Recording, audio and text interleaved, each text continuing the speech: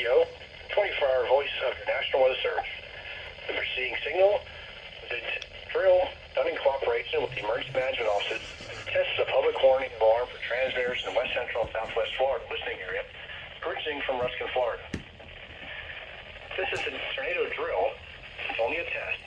And school citizens are encouraged to review their tornado safety plans, confirm their ability to receive weather alerts by no-weather radio, and practice moving quickly to the safest location within a structure. The best location to shelter is often the lowest floor, in a small interior room far from windows, such as a closet or bathroom.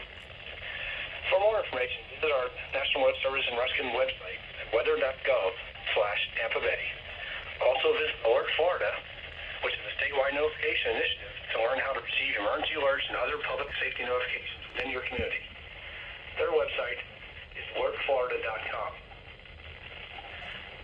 The same system will only alert your county with particular warning. These tests are conducted each Wednesday, besides today, between 11 a.m. and noon, and again between 6 and 8 p.m. unless the weather threatens. This concludes the test. We now return to regular programming.